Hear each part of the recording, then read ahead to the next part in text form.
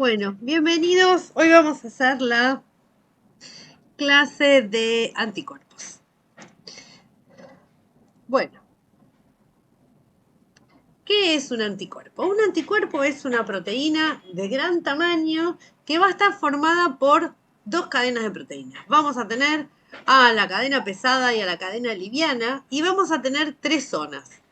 Vamos a tener la zona del FAB, que va a ser la que efectivamente va a reconocer al antígeno, y la región del FC, que va a ser la que va a permitir que haya contacto con otras células o con otras proteínas.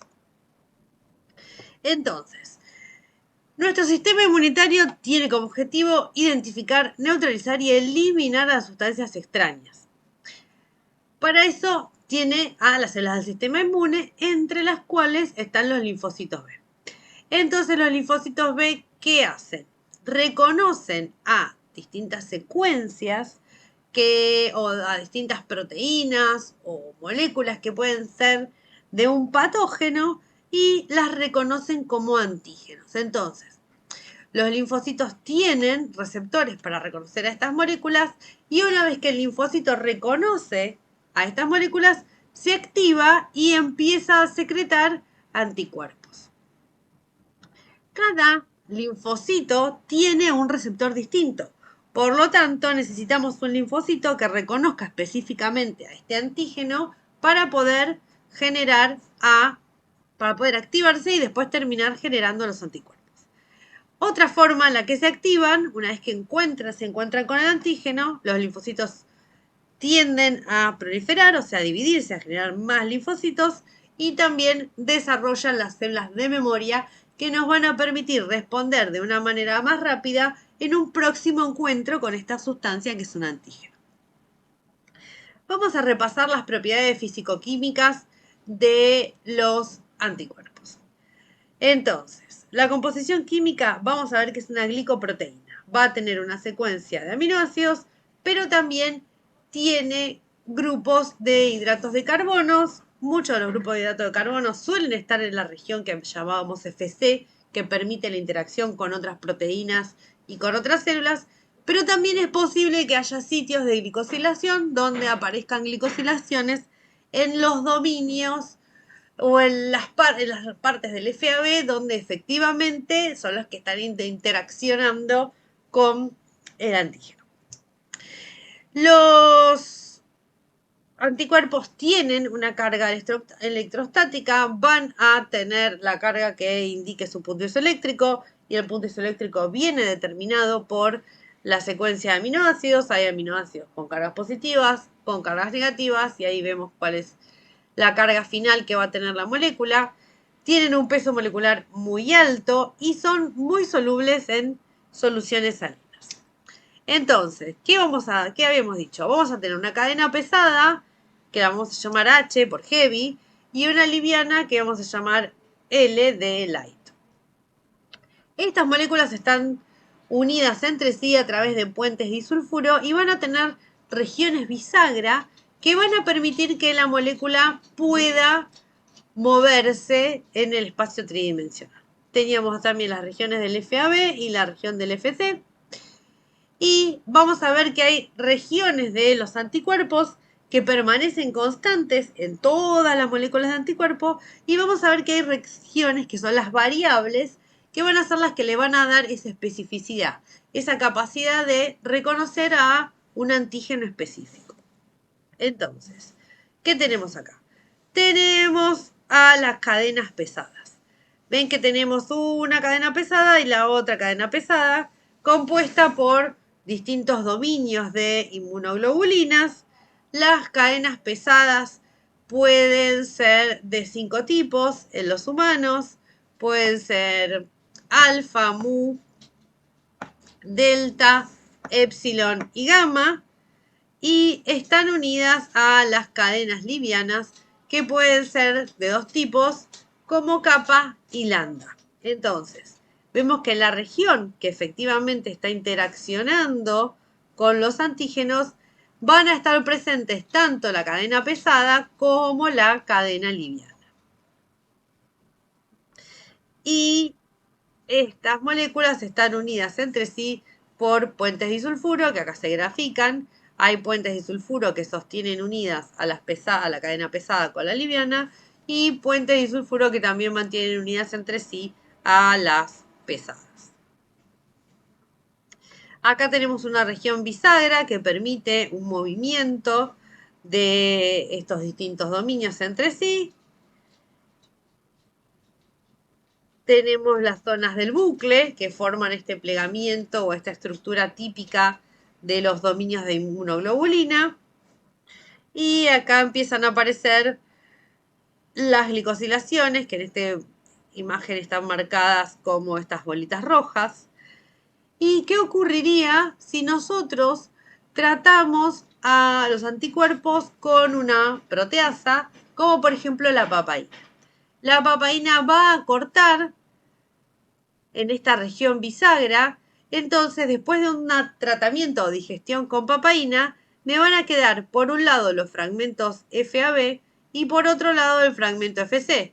Imaginen que vamos a cortar acá y acá, así que voy a terminar teniendo 3 moléculas independientes, 2 FAB y un FC. El sitio de unión al antígeno estaba dado en los extremos de los fragmentos FAB, y en la región FC hay sitios que permiten unirse a lo que van a ser las proteínas del complemento.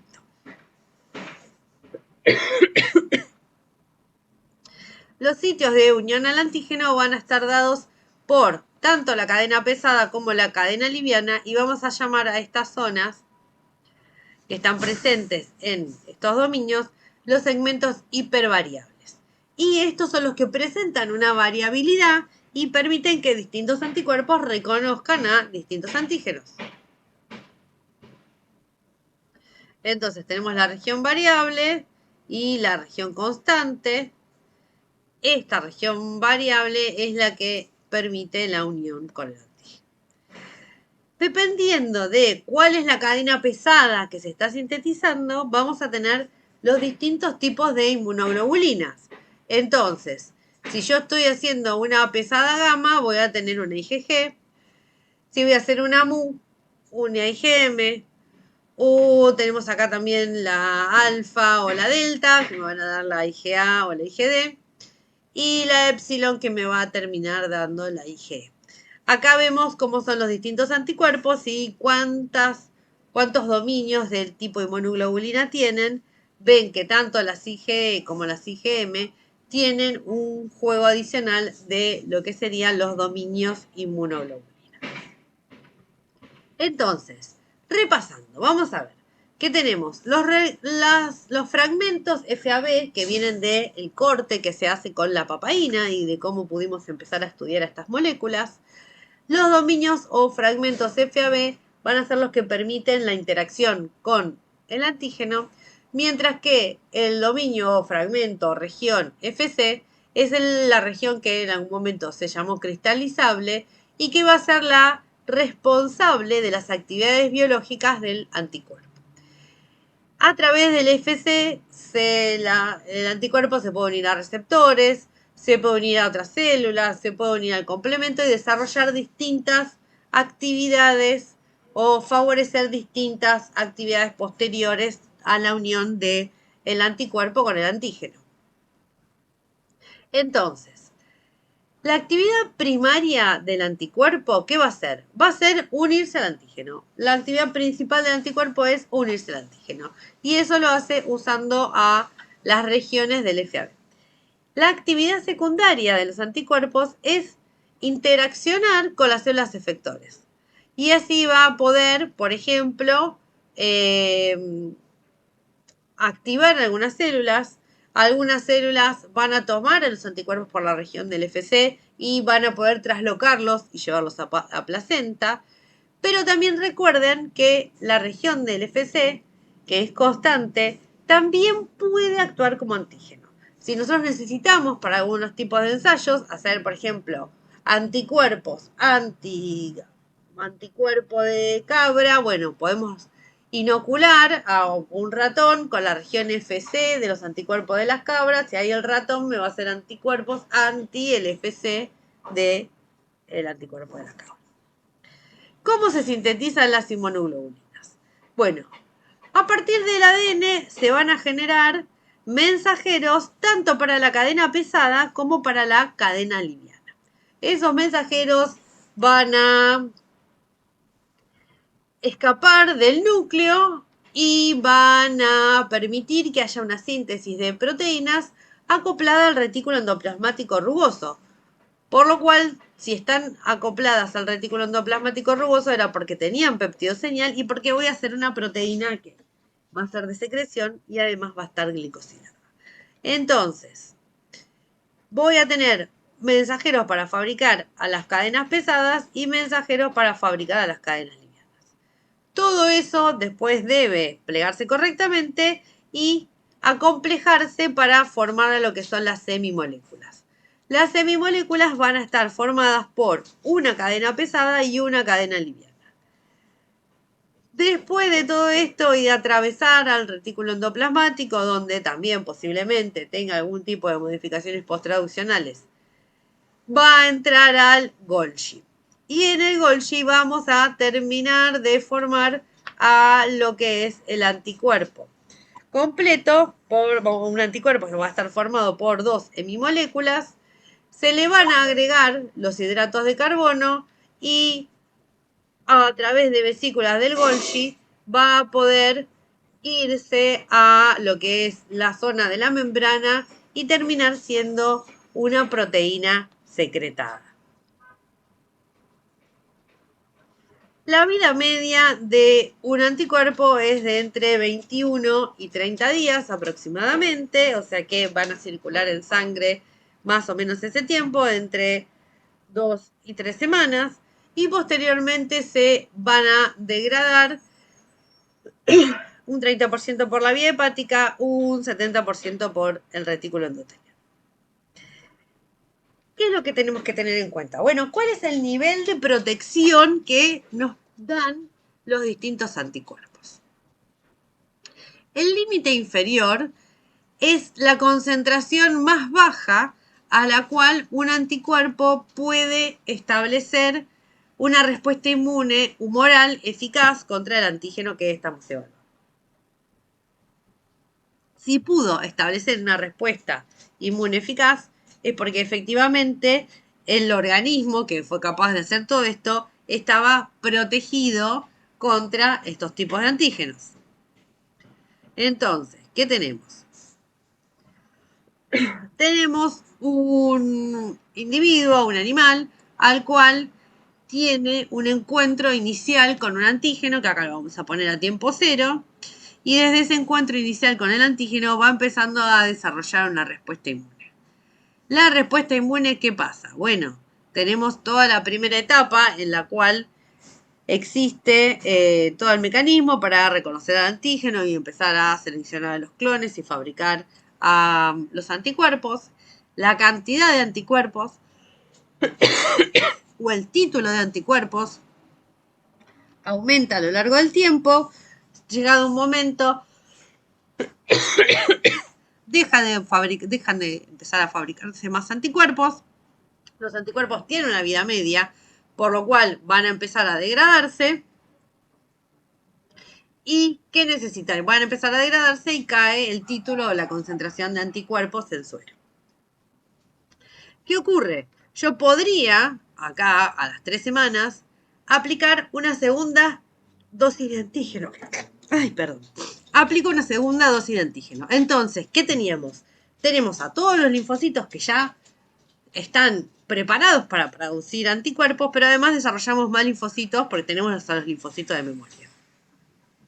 Entonces, la producción de anticuerpos en estos casos es más rápida, voy a tener títulos mayores en periodos de tiempo más cortos y voy a tener títulos que van a sobrepasar los niveles iniciales de los títulos generados por la primera exposición al antígeno.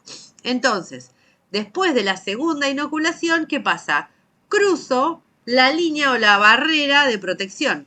Siempre que yo tenga títulos que están por arriba del nivel de protección, el individuo, animal o el organismo que estemos evaluando va a tener efectivamente una protección y no va a desarrollar la enfermedad que podría causar este antígeno. Ahora vamos a ver que los anticuerpos pueden clasificarse en dos tipos. Vamos a tener a los anticuerpos policlonales y a los monoclonales. Vamos a empezar a ver a los policlonales. Los policlonales se usan para fabricar medicamentos, para atender emergencias médicas, como por ejemplo envenenamientos, mordeduras de serpientes, alacranes, arañas, intoxicaciones por toxina tetánica, botulismo, los anticuerpos que le dan cuando a uno lo muerde un perro y no saben si tiene rabia, y también sirven para tratar algunas infecciones virales como la de la influenza aviar, y los usamos también cuando, usamos anticuerpos policlonales al inicio de la pandemia de COVID. ¿Qué productos se comercializan hoy en día con anticuerpos policlonales? Acá tenemos algunos, por ejemplo, tenemos a un anticuerpo policlonal que protege frente a mordeduras de escorpiones. Este está dado por las regiones FAB de anticuerpos de caballo. Entonces, ¿qué hicieron en este caso? Bueno, tomaron antígenos de escorpión, inocularon un caballo, esperaron que el caballo desarrolle una respuesta inmune y tomaron el suero de estos caballos con los anticuerpos para la toxina del escorpión y se aplican en humanos. También hay contra algunas otras enfermedades, por ejemplo acá vemos uno de Pfizer, picaduras de serpientes, etcétera. Pero, ¿qué es lo que vemos? Bueno, vemos que tenemos anticuerpos que estaban hechos en caballos. Y ahí pueden ustedes acordarse a el suero equino, que se utilizaba en las primeras etapas de la pandemia de COVID. En ese caso, el suero equino fue desarrollado por una empresa farmacéutica en conjunto con investigadores del CONICET. ¿Y qué es lo que hacían? Prácticamente lo mismo. Tomaban antígenos de COVID, de SARS-CoV-2, inoculaban animales, caballos, y les daban varias dosis para tener toda esta respuesta que habíamos visto antes, la respuesta primaria y la respuesta secundaria. Se sangraban esos caballos, se obtenía el suero y se puliaba y se purificaba este suero para tener solamente a los anticuerpos que reconocían a COVID. Esos anticuerpos eran titulados, o sea, para saber qué cantidad de anticuerpos hay y qué cantidad de anticuerpos hay que reconocen COVID y qué cantidad de anticuerpos debería darle al paciente. Y así es como fabricaban estas bolsas este suero equino, que era el que se les daba a los pacientes al inicio de la pandemia del COVID. La empresa que lo comercializaba fue Immunova. Acá tenemos investigadores de CONICET y del Instituto Leluar, de la UNSAM, la empresa Biol, el grupo E y el grupo ELEA con sus empresas Mount Science y el grupo INSU. Entonces, ¿qué es lo que obtuvieron? Bueno, obtuvieron los ensayos que terminaron, los ensayos de fase 3, aproximadamente en diciembre del 2020, y para el 2021 ya tenemos productos comerciales de este tipo. ¿Qué era uno de los problemas? Bueno, imagínense que los pacientes a los cuales les estábamos dando algo eran pacientes que ya estaban enfermos y estaban en estado crítico. O sea, estas terapias se utilizaban en pacientes en estado crítico. Estas soluciones que nosotros le estábamos transfundiendo al paciente tenían altas cantidades de proteína, porque imagínense que tenían un título altísimo de anticuerpo de caballo. Por lo cual también podían generar aumentos en la presión y otro tipo de problemas porque estábamos aplicando muestras con cantidades altísimas de proteína en plasma. Así que, bueno, tenían su lado bueno, pero también imaginen que tenían riesgos asociados. Estas mismas técnicas también se usaban cuando se usaban sueros de convalecientes, cuando también al principio de la pandemia se decía, bueno, si usted tuvo COVID, vaya a dar sangre y de esa sangre se extraían los anticuerpos y esos anticuerpos efectivamente eran los que le daban a los pacientes que estaban en estado crítico y esperábamos que esos anticuerpos ayuden a neutralizar al virus de COVID en los pacientes enfermos y les permitieran tener una sobrevida mayor y mejor. ¿Qué tenemos? Bueno, existen otras empresas que aprovechan esta tecnología no usando caballos, sino tratando de generar anticuerpos en huevos. Para eso hay un convenio entre el INTA y el laboratorio Betanco.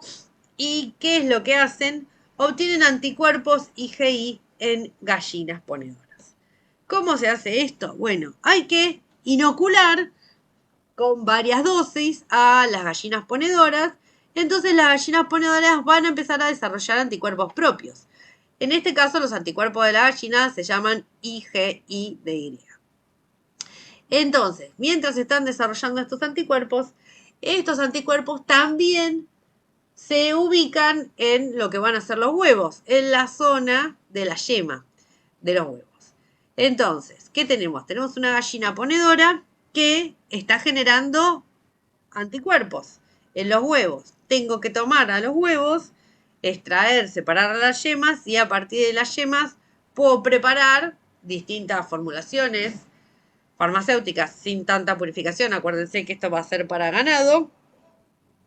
Y utilizarlas en este caso las usan para prevenir diarreas tempranas en terneros que fueron destetados precozmente. Entonces, estos anticuerpos anti distintos virus que podrían generar las diarreas en los terneros evitan que los terneros tengan las diarreas. Estos anticuerpos suelen ir como suplemento de lo que se usa para alimentar al ternero que fue destetado previamente. Acá les dejo un link para que pasen por la página de la empresa y vean cómo es la tecnología. También se ven partes de los sistemas de producción, así que es interesante para verlo, les dejo el link para que lo vean. Y ahora vamos a empezar a ver a los anticuerpos monoclonales. ¿Qué son los anticuerpos monoclonales? Son anticuerpos que van a ser producidos por un único clon de linfocitos. O sea que una única célula que armó y desarrolló correctamente a su receptor de los linfocitos. ¿Qué es lo que hace? Bueno, activamos a un único clon de linfocitos, que es el que correctamente va a generar un único tipo de anticuerpos. Pero acuérdense que viene de un único clon. Entonces, todos los anticuerpos van a ser exactamente iguales y vamos a tener un producto que vamos a definir como químicamente puro y que si yo tomo este clon y logro expandirlo, podría producirlo a voluntad. O sea, podría generar montones y montones de anticuerpos. Un antisuero convencional, o sea, si a nosotros nos vacunamos, nuestro antisuero va a estar formado por un montón de anticuerpos distintos. Cada uno de los linfocitos reconoció a un epitope diferente del antígeno y desarrollamos un montón de anticuerpos distintos. En cambio, y ahí tenemos una respuesta policlonal. En cambio, si yo tengo un anticuerpo monoclonal, voy a tener un único anticuerpo que reconoce a un único antígeno. Bueno, detenemos acá y pasamos a la próxima